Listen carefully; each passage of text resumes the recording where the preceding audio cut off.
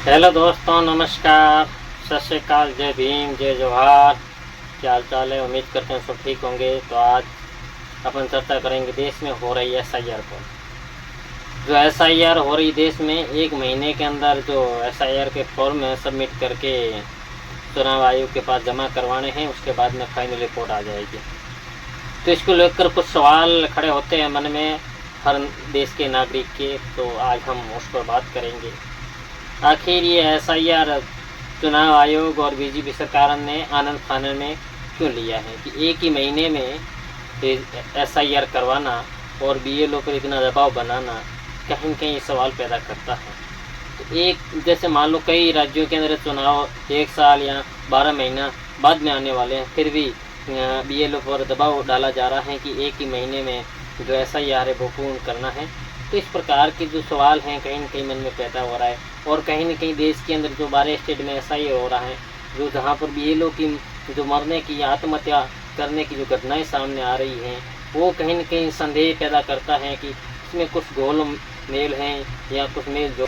इस प्रकार से जो एसआईआर हो रहा है देश के अंदर, ऐसा एसआईआर आज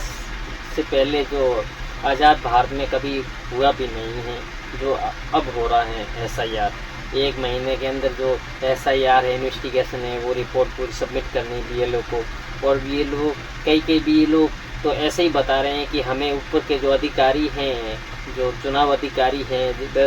जिले लेवल का है या तहसील लेवल का जो भी है, हमें दबाव बना रहे हैं कि आप एक महीने में जो कंप्लीट तारीख की 4 दिसंबर वहाँ तक आपको फॉर्म सब सबमिट करने हैं और ऑनलाइन कर देने हैं। और उसके अलावा कुछ और कंप्लेन आ रही हैं, जो एक विपिन यादव नाम करके जो बीएलओ है, उन पर ऊपर के अधिकारी है वो दबाव बना रहे हैं कि आपको ओबीसी के वोट काटने हैं, आपको अगर वोट नहीं काटे तो हम आपको सस्पेंड कर देंगे या फिर आपको नौकरी से निकाल देंगे या पुलिस बुलवा कर आपको उठा देंगे। इस प्रकार की जो घटनाएं हैं जो बीएलओ साहब के साथ हो रही हैं, ये मतलब कथा जो देश के अंदर एसआईआर हो रहा है, तो इस पर हर किसी के जहन में ये सवाल पैदा होता है कि अगर एसआईआर इस आनंद फानन में चुनाव आयोग लागू करता है और एक महीने में पूर्ण करता है, और बीएलओ है जो शिक्षा जो बच्चों को देता है, उनको एकदम से इतना प्रेशर और प्रभाव डाला जाता है कि स्कूल का सारा काम छोड़कर किसी स्कूल में, जिस स्कूल में बीएलओ है, एक ही टीचर हैं, तो बीएलओ अगर स्कूल को छोड़ देगा तो बच्चों का भविष्य एक महीने के लिए गर्त में चला जाएगा, ना तो पढ़ाई हो पाएगी। अभी जो खास करके एग्ज़ाम चल रहे हैं दिसंबर में हाफ ईयरली, अगर इस एग्ज़ाम में बीएलओ घर जाकर इन्वेस्टिगेशन करेगा वोटरों का, कौन फर्जी हैं कौन डुप्लीकेट हैं, तो इस प्रकार के वोटरों को डुप्लीकेट या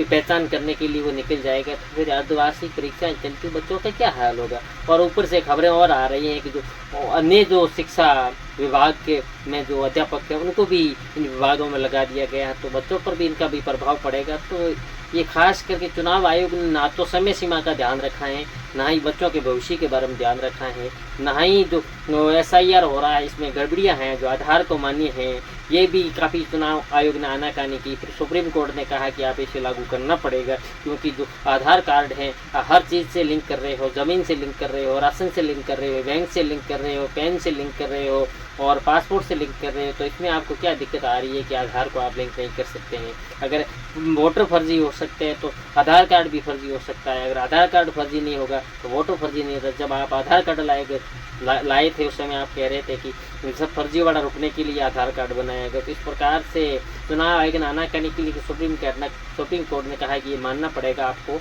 आधार है वो मानना पड़ेगा, आपको आधार ही माना जाएगा। तो इसलिए एक आधार को डॉक्यूमेंट वेरीफाई के लिए लागू किया गया है एसआईआर में। तो इस प्रकार से जो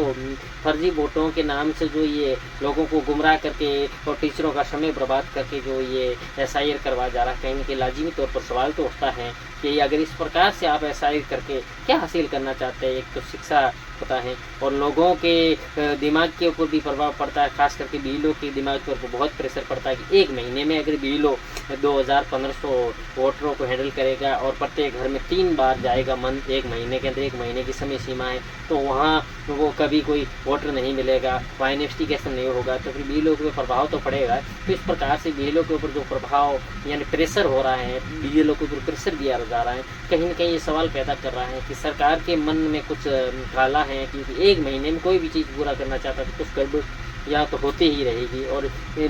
चुनाव आयोग कहता है कि हम गड़बड़ियाँ जो है उसको मिटाने के लिए काम करते हैं। एक महीने में आप अगर एक BLO